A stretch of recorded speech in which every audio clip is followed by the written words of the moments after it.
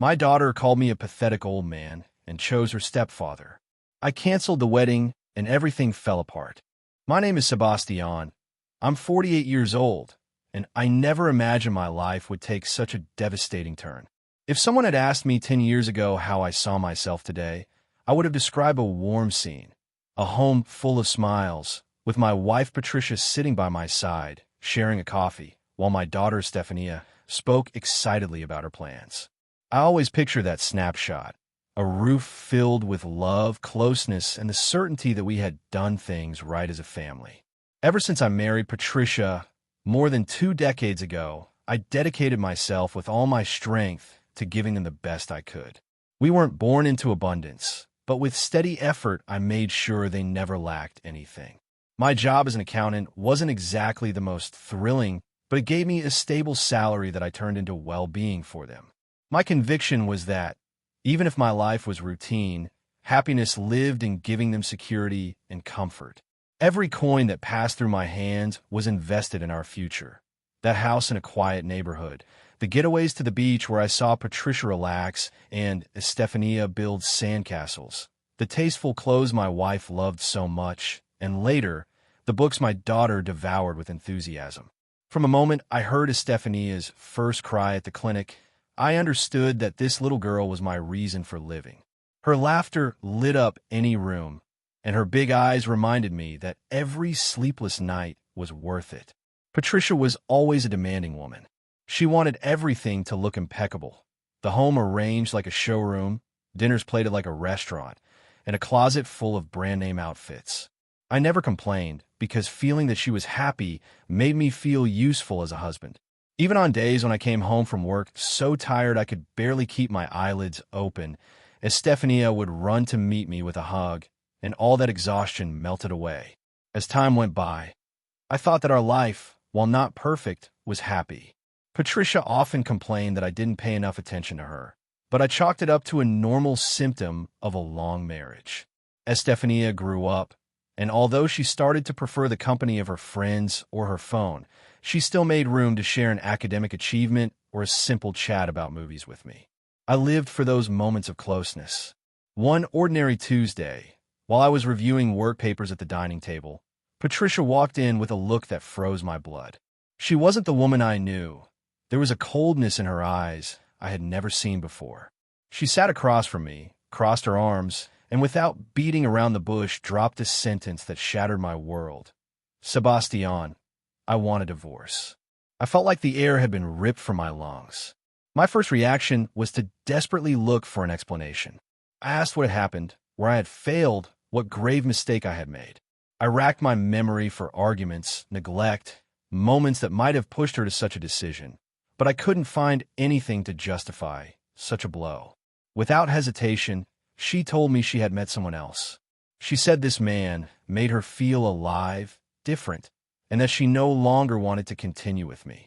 Those words stabbed into me like knives. How could it be that after so many years together, after everything I'd given our family, she was telling me someone else now filled her life? I tried to reason with her. I asked her to reconsider, to try marriage counseling, to think about her daughter. But her response was blunt. There's nothing left to talk about, Sebastián. This is over. She got up from the table like she was dismissing a stranger and walked out. That night, I couldn't sleep. I stayed on the couch, staring at the ceiling, trying to process how my life had been demolished in a matter of minutes. The most painful part wasn't losing Patricia, though my heart was breaking, but imagining how all this would affect Estefanía. She was about to start college at a vulnerable age. I didn't want her to suffer the fracture of our family. So I promised myself, through tears and silence, that no matter what happened, I would fight to remain a present father. The divorce was finalized quickly. Patricia didn't want to prolong legal processes, and I, exhausted and resigned, accepted the terms. She kept the house on the grounds that it was best for Estefanía. I moved into a small apartment a few blocks away. It was a modest place, but clean, and I clung to the idea that, despite everything, I would continue to be there for my daughter from there. At first, Estefanía visited me often. In that small apartment, we found simple but valuable moments. We watched old movies while eating pizza. We talked about our plans for college, and we laughed as if nothing had changed. I made a point of showing her that, even if her mother and I had taken different paths, my love for her remained intact.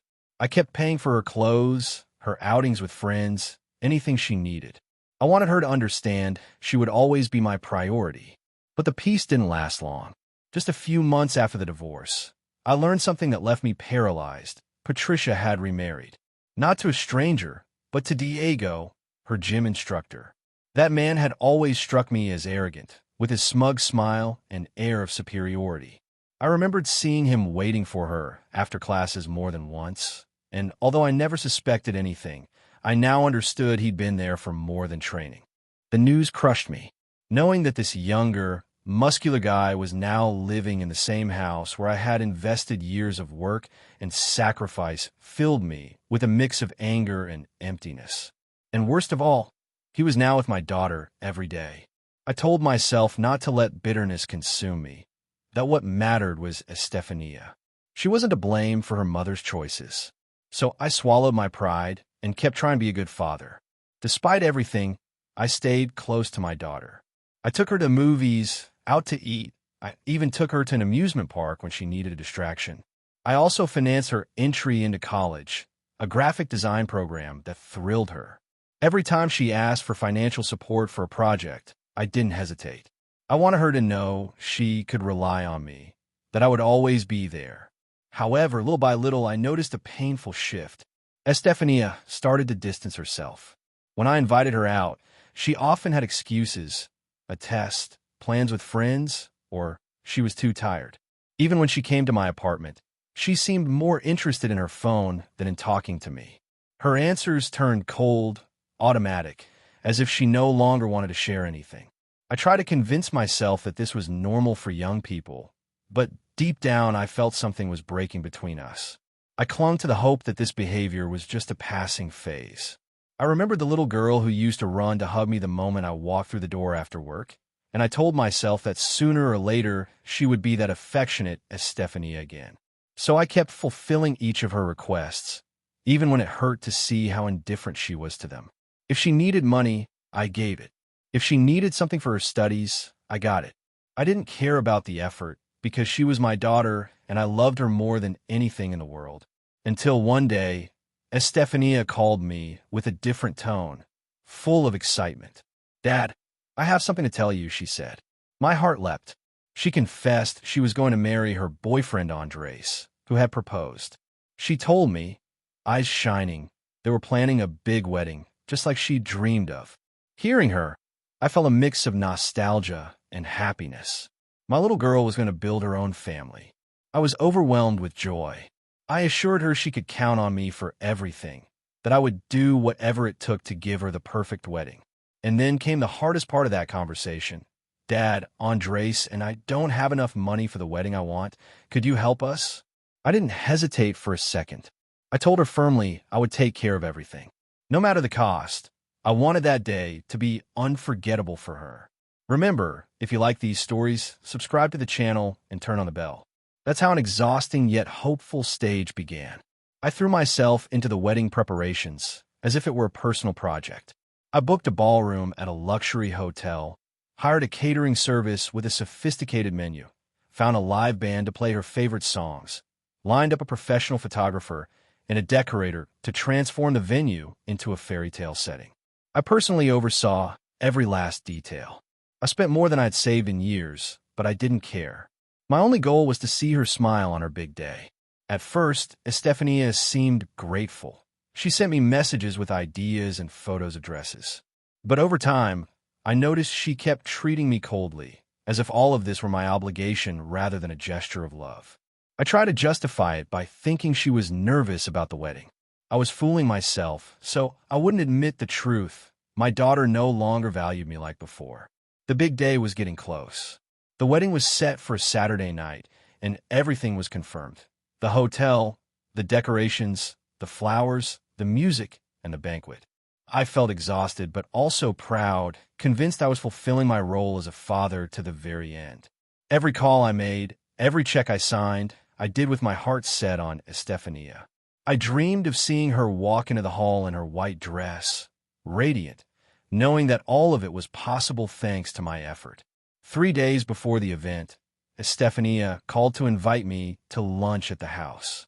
She said she wanted to thank me for the wedding, that it was a gesture to show her gratitude. That surprised me and at the same time moved me deeply.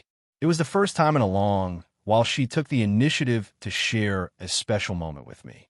I accepted the invitation with excitement, thinking maybe things were improving between us. When I arrived at the house that had once been my home, a strange feeling washed over me. The furniture I had bought was gone. The walls were painted different colors, and instead of our family photos, there were now portraits of Patricia and Diego. The air felt different, as if my presence didn't belong. It hurt me to the core, but I tried to ignore it, reminding myself I was there only for Estefanía. She greeted me with a forced smile. She had prepared a simple lunch, roast chicken with salad. Nothing fancy, but I appreciated it because it was an effort on her part. We sat down, and during the first few minutes the conversation was cordial. We talked a bit about the wedding, about her nerves and expectations. I tried to draw her out, asking about Andrés, about their plans after getting married. But her answers were short, almost automatic, like she wanted the conversation to end quickly. And then the unexpected happened. The door opened and Patricia and Diego walked in. The air turned heavy in an instant. Patricia looked at me with disdain, as if I were an intruder in what had once been my own home. Diego, with that arrogant smile I always hated, made a cruel remark. "What's he doing here? He smells like an old man." He burst out laughing, and to my shock, both Patricia and Estefanía laughed with him. In that moment, I felt something break inside me. I tried to keep my cool. Between laughs, Estefanía tried to justify my presence by saying I was there because I had paid for the wedding. But Diego didn't stop. He stepped a bit closer and, with that air of superiority, said, "Time for you to go, old man. This isn't your house." I tried to ignore him, but my anger was boiling over. I stood up and gave him a light shove, just to move him aside, with no intention of fighting. All I wanted was respect. The reaction was immediate and brutal. In a fit of rage, Patricia slapped me across the face and yelled, "How dare you?" Estefanía jumped up from the table, her face twisted with anger, and screamed at me not to hurt her stepfather. With a trembling voice, I tried to explain that he had provoked me, that I only wanted respect. But she didn't let me finish. Her eyes were full of hatred, and the words she hurled at me were daggers that pierced my soul. "You've always been a pathetic, washed-up old man." Estefanía screamed with a hardness I never thought I'd hear from her. "That's why I prefer my stepfather." Those words cut through my heart like a knife. Hearing them from my daughter, the one I had loved and protected my entire life, hurt worse than any other wound. It was as if all my sacrifices had been erased in an instant. I was left in silence, unable to respond. Patricia and Estefanía shouted at me to get out of the house while Diego smiled in satisfaction, savoring my humiliation. I grabbed my jacket with trembling hands and walked out without looking back, my soul in pieces. The walk back to my apartment felt endless, and every step was a reminder that I had lost my daughter forever. That night, I couldn't sleep. Estefanía's words echoed in my head over and over. "Pathetic old man. I prefer my stepfather." I sat on the couch, staring into space, and realized something had to change. I couldn't keep allowing them to humiliate me like that. Not even my own daughter. I decided the time had come to draw a line, even if it hurt. With my heart in shreds, I made a decision I never thought I'd be capable of. The next morning, with determination shaking in my hands, I started calling the wedding vendors one by one. I called the hotel where I had booked the luxurious ballroom, the caterer who had designed a dream menu, the live band, the photographer, and the decorator. With every call I made and every contract I canceled, it felt like a piece of my soul was dissolving. It was like ripping out the memories of everything I had dreamed of for my daughter. It wasn't an easy process. Every time I said, "I want to cancel," my voice cracked. The coordinators asked if I was sure, if there was some problem, and I answered firmly, even though inside I was collapsing. It wasn't just canceling an event. It was accepting that Estefanía no longer saw me as a worthy father, just a means to get what she wanted. I cried that night, cried like I rarely have in my life, because I understood I had lost not only a wife, but also my daughter. The morning the wedding was supposed to take place dawned sunny, as if made for a party. I woke up early, made coffee, and sat on a balcony in my small apartment. For a moment, I imagined what it would have been, me putting on a suit, taking Estefanía by the arm, and walking her down the aisle. That dream, one I had cherished for years, had crumbled with a single phrase of contempt. But now, instead of only sadness, I also felt a strange relief. For the first time in a long while, I was taking control of my life. I knew that, within hours, the disaster would come to light. Estefanía still had no idea that everything had been canceled. An empty ballroom, flowers undelivered, no music, everything was bound to leave her in shock. Part of me wanted to spare her that pain, but another part, the part still burning from her words, knew it was necessary. I couldn't keep being the man everyone trampled on. As I sipped my coffee, I watched the sun shine high and told myself this was a new beginning. I didn't know exactly where my life would go from here, but I knew I would never again allow anyone to treat me as if I were invisible. I was tired of giving everything and getting humiliation in return. That day, even though the pain was suffocating, a spark of dignity was reigniting inside me, one that had been snuffed out for years. The calls from Estefanía started around 10 in the morning. At first there were just a few, but soon my phone wouldn't stop vibrating. 5, 10, 15 missed calls. Then came the messages, "Dad, where are you? It's urgent. I need to talk to you. Dad, please answer." Reading them made my heart clench. My paternal instinct told me to respond immediately, but I clearly remembered the cruelty of her words and the way she humiliated me in front of Patricia and Diego. I decided to hold firm. I let the calls pile up as the lump in my throat grew. By noon, there were more than 30 attempts to reach me. Finally, I picked up the phone, not to reconcile, but to make clear what had happened. On the other end, her voice was unrecognizable. Between sobs and screams, Estefanía demanded to know how I could have canceled everything. She accused me of being selfish, of ruining the most important day of her life. "Dad, you're the worst thing that ever happened to me," she yelled. "All the guests are at the hotel, and they're saying there's nothing reserved. How could you do this to me?" I felt each word like a blow to the chest, but this time I didn't break. I took a breath and, with a calm I didn't know I had, answered, "Estefanía, you told me yourself I was a pathetic old man and that you preferred your stepfather.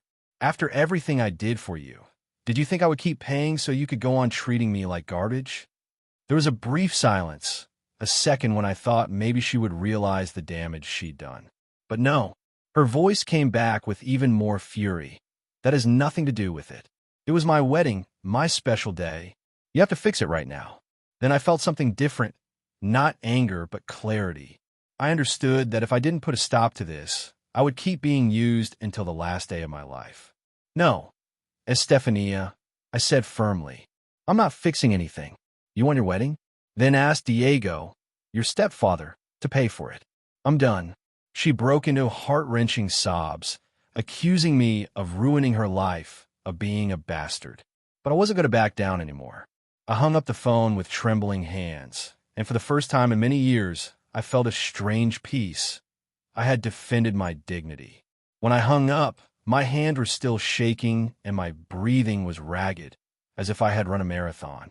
For a few minutes, I sat motionless, staring at the phone on the table, wondering if I'd done the right thing.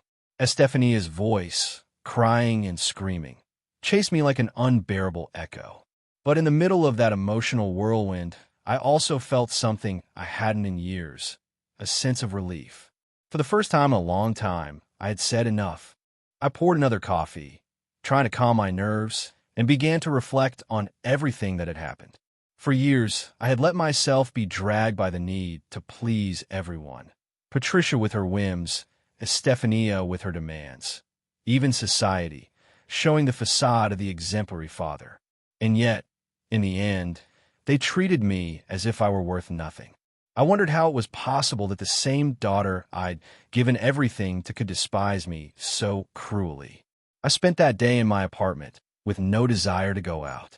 I cleaned the kitchen, straightened some books, put on a movie, even though I barely paid attention. I did everything on autopilot, trying to distract my mind from what had happened. But every time I closed my eyes, I heard Estefania's voice again, calling me pathetic, saying she preferred Diego. Then I remembered Patricia's slap, Diego's mocking smile, and any guilt I felt disappeared. As the hours passed, I realized I wasn't the one who had ruined the wedding. They had brought it on themselves with their contempt, with the way they treated me like a stranger. What I did wasn't an act of revenge. It was a necessary boundary. I had reached a point where, if I kept giving in, I would lose myself completely as a person. I had to choose between continuing to be everyone's puppet or reclaiming my dignity. And that day, I chose the latter. At nightfall, I sat on the balcony to look at the starry sky. I imagined the scene at the hotel. The confused guests, Estefania crying, Patricia trying to control everything, and Diego probably pretending to be the savior while having no idea what to do. Part of me felt sorry for my daughter, but another part, the one that had endured years of humiliation, knew she was finally facing the consequences of her actions. The next day, rumors about what had happened started to reach me. A close friend, who had also been invited to the wedding, called to give me the details. His voice sounded surprised, almost incredulous, as he described the chaotic scene at the hotel. He said the guests had arrived on time, dressed in their best, expecting a grand celebration. But when they tried to enter the hall, they were hit with the unpleasant surprise. Everything had been canceled. The staff, following the instructions I had given them, informed the attendees there was no event, no reservation. There were no flowers, no banquet, no music, nothing. When Estefania found out, she burst into tears in front of everyone, shouting and demanding explanations no one could give her.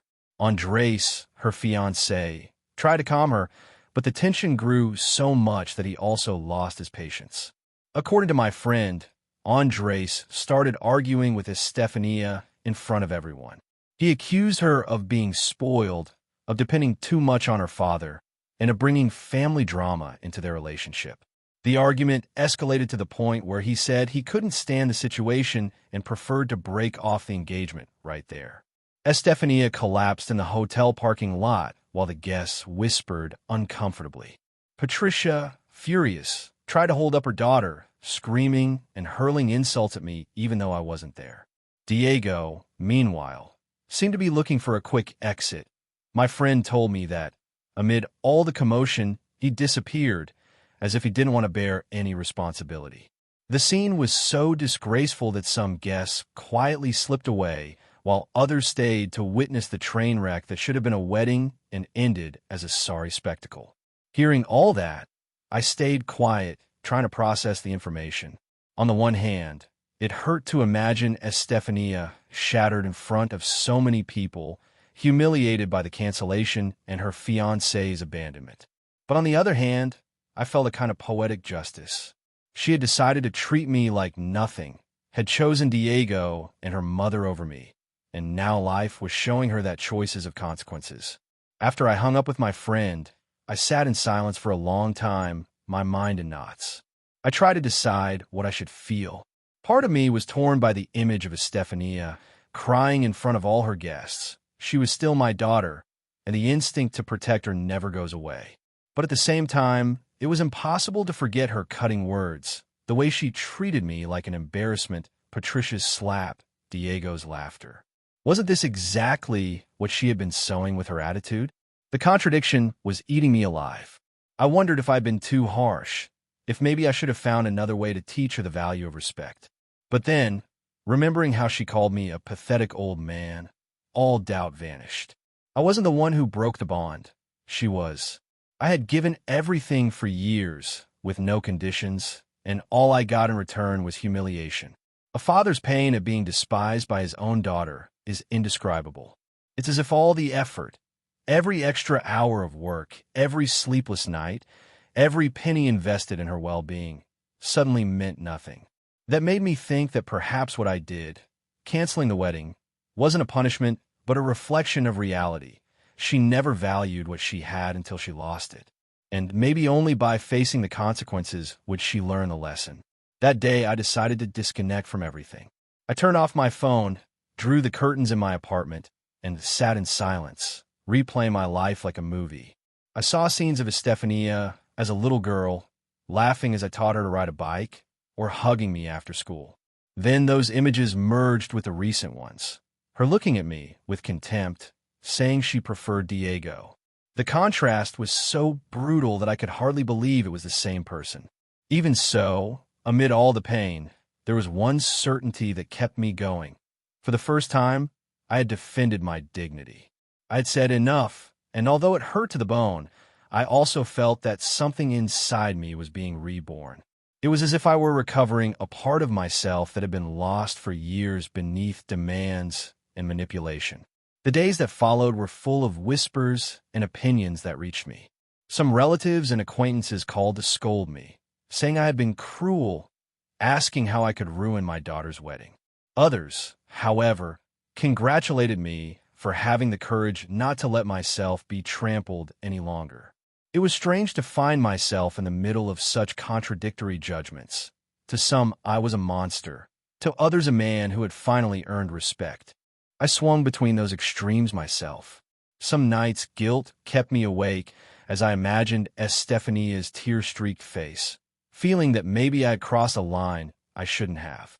But there were also mornings when I woke up certain that I had acted with firmness, that it was necessary to show her she couldn't keep using me like an ATM she visited only when she needed something.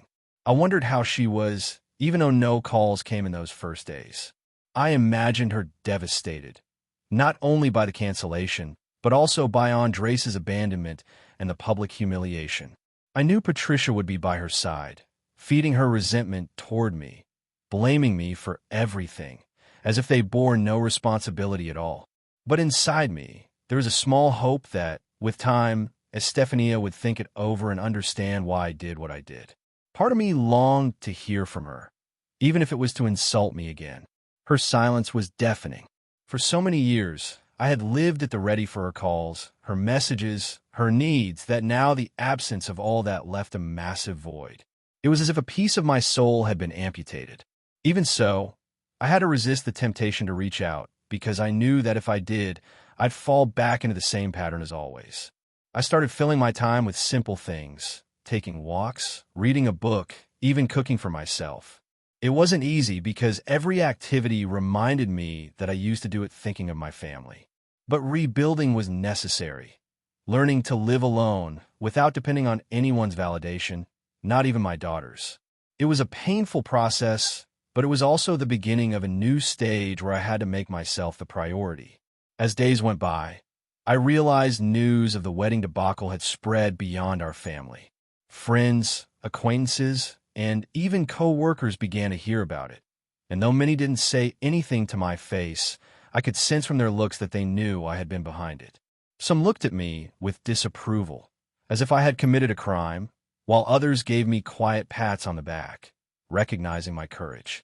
That split made me reflect on how much people judge without knowing the details. Inside me, however, the storm continued. There were nights I woke up drenched in sweat, my heart pounding, remembering the scene at Patricia and Diego's house and hearing Estefanía call me a pathetic old man. Those words were like ghosts that haunted me even in my sleep. But then I forced myself to remember everything I had done for her, everything I had sacrificed, and bit by bit the guilt turned into a steady resolve. I couldn't let them treat me like that anymore. A couple of weeks later, I got a call from cousin who had also been invited to the wedding. He told me, almost as if he wanted to make sure I knew, that Andrés had ended things with Estefanía that very night. He said the young man, upset by the chaos and feeling like he was walking into endless drama, decided to break off the engagement in front of everyone. Hearing that hurt me because I knew what it meant for my daughter, but it also confirmed that some things were completely out of my hands. Diego, for his part, had vanished amid the confusion. My cousin assured me he didn't even have the decency to stay and support Estefanía. That didn't surprise me. He had always been a coward hiding behind arrogance. What did surprise me was that, according to what I heard, Patricia was furious not only with me, but with him as well, because deep down she had expected him to pick up the tab or at least show his face. In the end, everything fell on her and Estefanía, and I knew they would always blame me, even if reality said otherwise. After I hung up, I sat quietly, staring out my apartment window. I thought about how ironic it all was. I had spent years working overtime, sacrificing my personal life to give them the best, and now they were trapped in a maze of decisions they had made without thinking. I ached for Estefanía, but at the same time, I felt that life was teaching her a lesson no advice of mine could have taught. Despite everything, the silence between Estefanía and me continued. No calls, no messages. Patricia didn't try to contact me either, which made sense. She probably hated me more than ever. And Diego, of course, didn't bother to show up. I was left with the uncertainty of whether my daughter would ever understand why I did what I did. I wondered if deep down, in the solitude of her room, she ever thought of me, of the years I cared for her, of everything I gave without asking for anything in return. That uncertainty was almost worse than the guilt. Every morning I woke up with an emptiness that seemed endless. I went to work like an automaton, sat down with my accounting papers, but my mind was somewhere else. On breaks, I would look at old photos I still kept on my phone. Estefanía at 5, smiling as she blew out her birthday candles. Patricia and me hugging on a beach during a vacation that felt eternal at the time. Where had all of that gone? How had it turned into this hell? Over time, I began to accept that I might never have Estefanía on my side again. Maybe her resentment would be stronger than any memory. That thought hurt, but it also gave me a kind of freedom. If there was nothing left to lose, then I could start thinking about myself, about my own life. I had spent so long living for them that I had forgotten who I was, what I wanted, what dreams I still had. I started spending my evenings writing in a notebook. I poured everything I felt onto those pages. Anger, sadness, memories, frustrations. It was like personal therapy. Each word helped draw out a bit of the poison inside me. I discovered that, even with a broken heart, I still had the ability to express what I felt. And that catharsis made me feel less alone. One day, while walking in the park, I saw a father playing with his young daughter. She laughed out loud as he lifted her into the air. That image pierced me like lightning. For a moment, I felt envy. But then I remembered I had already had those moments with Estefanía. Maybe she had forgotten them, but I hadn't. And even if she now treated me with contempt, nothing and no one could erase the memories from when she still looked at me like a hero. Time passed, and I noticed that the wedding scandal was still sparking comments among acquaintances. Some people approached me just to ask for lurid details, as if my pain were a spectacle. Others, in a near-conspiratorial tone, told me I'd done the right thing, that no man should let himself be humiliated like that. I listened in silence, neither confirming nor denying, because deep down I knew that no one, except me, really understood what it felt like to lose a daughter in that way. Amid all this, I discovered something important. For years I had carried everyone else's desires and demands to the point that I had completely forgotten about myself. Before Patricia, before Estefanía, I had been a young man with his own dreams, hopes that ended up stuffed in a drawer. Now, looking back, I realized I had never allowed myself to think about what I wanted, what made me happy. I had always been Patricia's husband or Estefanía's dad. Suddenly, stripped of those roles, I found myself staring into an empty mirror. I began making small choices that gave me a breather. I went back to evening walks, to listening to the music I loved when I was young, to reading books that had gathered dust on a shelf. At first they were simple activities, but little by little they made me feel alive again. I discovered that solitude, although painful, could also be a space for rebuilding, fertile ground where something new could start to grow. There were nights when the memories still tormented me. I pictured Estefanía shouting those words, and the pain felt as fresh as day one. But instead of sinking, I tried to use that wound as motivation not to go back. I told myself I had already hit bottom, and the only way left was up. It was a slow process, but a necessary one. Still, one thing remained impossible: stopping loving my daughter. No matter how much I tried to convince myself to let go, my heart refused. In every step I took, in every decision, Estefania's shadow was there. And even if she had hurt me like no one else, even if she had despised me, she was still my daughter.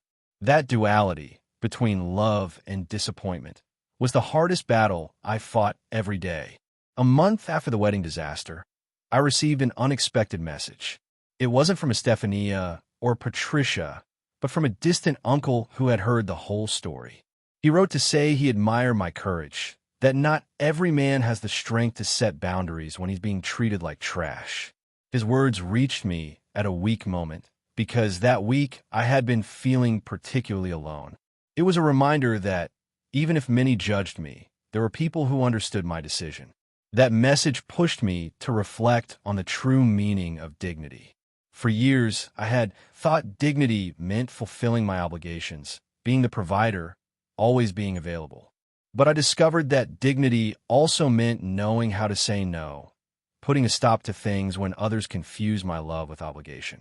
It was painful because it meant confronting the people I loved most, but it was the only way not to lose myself. Meanwhile, there was still no word from Estefania. I wondered if she was okay, if she had managed to rebuild her life after the public humiliation.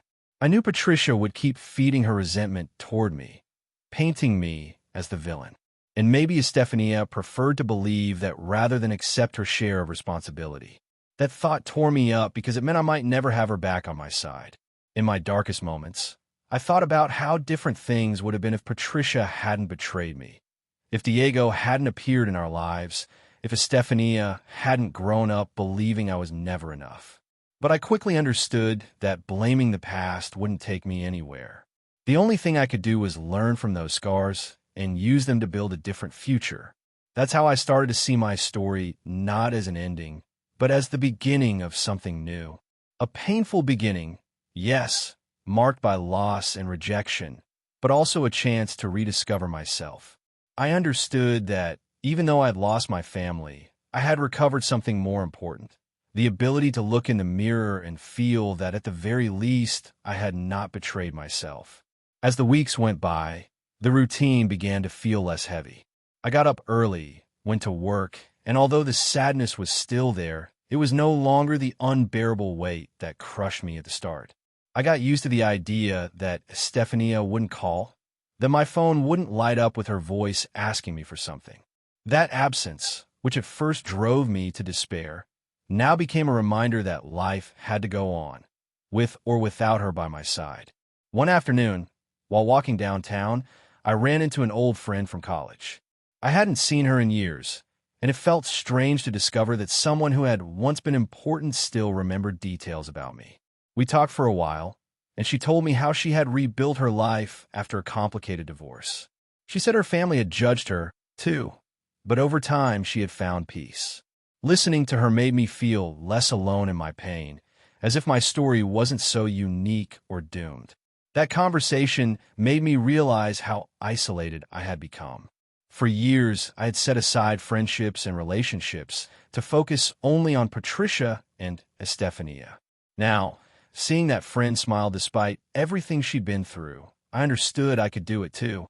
It wasn't about replacing my daughter or forgetting what had happened, but about allowing myself the possibility of living something different. That same night, I returned to my notebook and wrote more intensely than ever. I wrote about betrayal, pain, anger, but also about the hope of feeling joy again. I didn't want to stay trapped in the wound forever. My writing became an outlet, a bridge between the man I had been and the man I wanted to become. I felt that little by little I was healing, even if the scar would be permanent. Even so, there were moments when the memory of Estefania hit me hard. A photo on my phone, a song we used to listen to together, or a simple smell that reminded me of her was enough for nostalgia to make me stagger. In those moments, the internal struggle returned, the immense love of a father versus the cruel rejection of a daughter. And although I knew it was a battle I couldn't win, I kept fighting it in silence. One Sunday morning, as I was having breakfast on the balcony, I got an unexpected visit from a neighbor, an older man I usually only exchanged greetings with an elevator. He sat with me for a while and, out of nowhere, began talking about his children. He confessed that one of them hadn't spoken to him in years, that he blamed him for things he could never control. His voice broke as he described the distance from his son who had once been his pride and joy. Listening to him felt like looking into a mirror. It was as if the universe were showing me I wasn't alone in my pain, that other fathers carried the weight of rejection too. With tears in his eyes, that neighbor told me a sentence I'll never forget. A father's love isn't measured by what he gets back, but by what he's able to give, even when no one appreciates it. Those words hit me with indescribable force. I kept thinking about that for days. He was right. I had given everything, even more than I had, and even if I didn't get gratitude in return, that didn't erase the fact that I did it out of love. I understood that my worth as a father didn't depend on Estefanía recognizing it, but on my own certainty that I had done my duty. And though it hurt, that certainty brought me a bit of peace. That very day, after saying goodbye to my neighbor, I promised myself I wouldn't let resentment consume me. I didn't want to become a bitter man who lived only to remember the bad. I had to learn to forgive, not because Estefanía deserved it at that moment, but because I needed to free myself from the weight of hatred. Forgiving didn't mean forgetting, but it did mean letting go of invisible chains.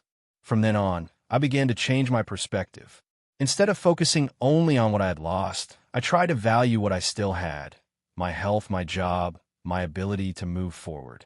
I understood that life doesn't always offer happy endings, but it does offer second chances to those who dare to get up after a fall.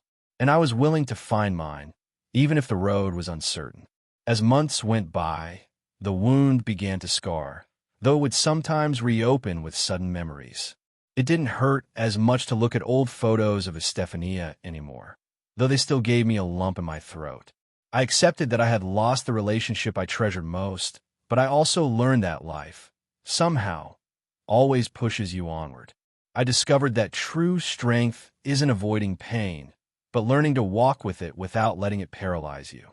During that time, I took up activities I had left behind. I started attending a neighborhood book club, where I found people I could talk to without feeling judged. I even worked up the nerve to join discussions, and to my surprise, people listened with interest.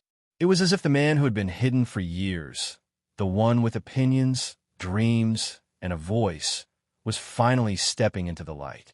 I won't pretend there weren't gray days. Some Sundays I woke up with a huge emptiness. I remember how I used to have breakfast with Estefanía, how she told me college stories, and I wondered if she ever thought of me. In those moments, the loneliness grew heavier. But instead of drowning in sadness, I try to see it as part of the process. No one rebuilds themselves overnight, and I was no exception. One night, I got a call from an unknown number. I didn't answer at first, but when I checked my voicemail, I heard something that shook me. It was Estefanía, her voice breaking, saying through tears that she didn't understand why I had done what I did, that her life was in pieces. She didn't ask for forgiveness, but she didn't insult me either. She just cried and kept saying she was destroyed. That recording undid me. Part of me wanted to run and hold her, but another part understood I couldn't go back to being the man she used and despised. I spent the whole night listening to that message over and over. For the first time in a long time, I felt that behind all her anger, there was still a lost little girl, the one who had once looked at me like a hero. Even so, I stayed firm. If I truly wanted to heal, I had to learn to love my daughter from a distance, without letting her crush my dignity again.